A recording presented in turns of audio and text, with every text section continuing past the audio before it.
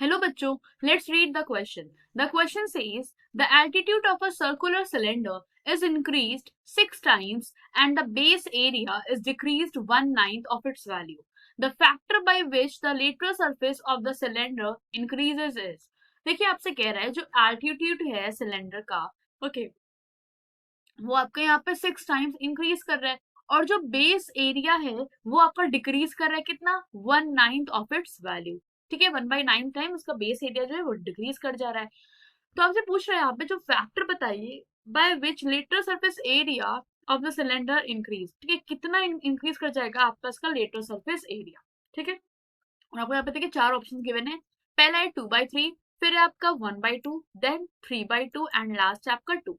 तो क्या करेंगे देखिए, सबसे पहले हम यहाँ पे लिखेंगे कि जो फर्स्ट केस आपको यहाँ पे गिवन है इन फर्स्ट केस में देखिए आप ऐसा लिख सकते हैं यहाँ पे कि लेट कर लेते हैं जो आर हो जाएगा बी द रेडियस।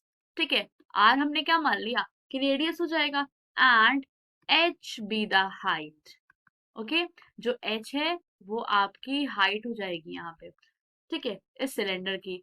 तो जब आर और एच आपका ये दोनों चीजें आपने लिख ली तो इस अकॉर्डिंग आप कह सकते हैं ना कि जो लेटर सरफेस एरिया हो जाएगा इसका, then L S A that is lateral surface area will be equal to what 2πr h, क्योंकि आपका रेडियस आर है और एच आपकी हाइट हो गई। लेकिन जो सेकेंड केस यहाँ पे है जिसमें कुछ चेंजेस करने को कहा गया उसे यहाँ पे लिख लेते हैं हम इन सेकेंड केस।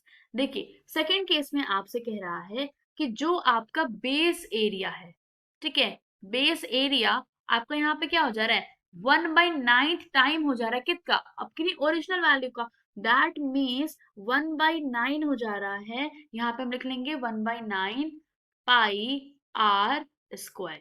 ठीक है, इस तरीके का आपको यहाँ पे मिल जा रहा है। अगर मैं इसके लिए जो नया आपका सीन है इसका मैं अगर यहाँ पे मान लूं कैपिटल आर रेडियस, तो क्या चलो देखिए πr² is equal to 1/9 pi small R square. तो देखिए जो ओरिजिनल रेडियस वाला है उसी का आपका बता रहा है कि बेस एरिया उसका 1/9 हो जा रहा है।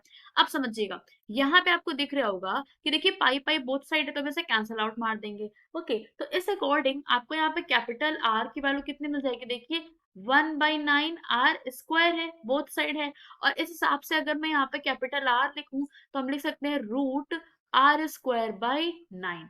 अब आइए नेक्स्ट स्टेप पे यहाँ पे हम लिख लेते हैं कि कैपिटल आर की वैल्यू आपकी आ जाएगी √r²/9। इट इम्प्लाइज वॉट कि आर की वैल्यू आपको मिल जाएगी कितनी r/3।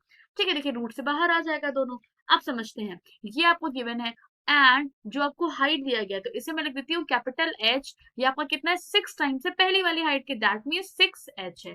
तो इस हिसाब से जो आपका यहाँ पे न्यू लेटरल सरफेस एरिया हो जाएगा दैट इज एलएसए जो हो जाएगा कौन सा new is equal to what 2 pi capital R and capital H. तो कितना लिख देंगे देखिए 2 पाई रखेंगे, आर की जगह यहाँ रख दूंगी स्मॉल r/3 और यहाँ मैं रख दूंगी 6h। इस हिसाब से मुझे देखिए यहाँ पे वैल्यू कितनी मिल जाएगी 2 6 12/3 हो जाएगा और यहाँ मुझे मिल जाएगा πr/h। तो मैं लिख सकती हूँ इसे देखिए 3 1 3 3 4 12, मुझे कितना मिल गया यहाँ पे देखिए 4πr/h।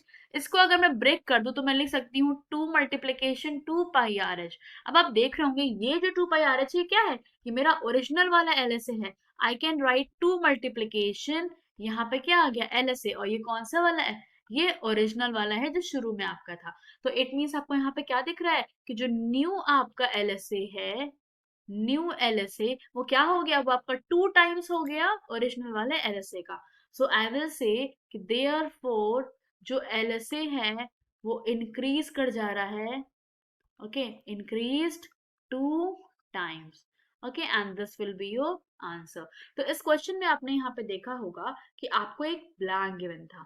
ठीक है, तो ब्लैंक की वजह से हम वहां पे क्या फिलअप कर देंगे 2 टाइम्स। तो आइए यहाँ पे देख लेते हैं। यस, हम यहाँ पे सॉरी आपको ब्लैंक नहीं गिवन है, आपको यहाँ पे ऑप्शन वाइज गिवन है। तो इस हिसाब से हम मार्क कर सकते हैं कि जो हमारा आंसर हो जाएगा वो क्या हो जाएगा डी ऑप्शन दैट इज 2, क्योंकि आपका 2 टाइम्स इंक्रीज कर जा रहा है। Okay, so hope you all understood it well. Best of luck, thank you.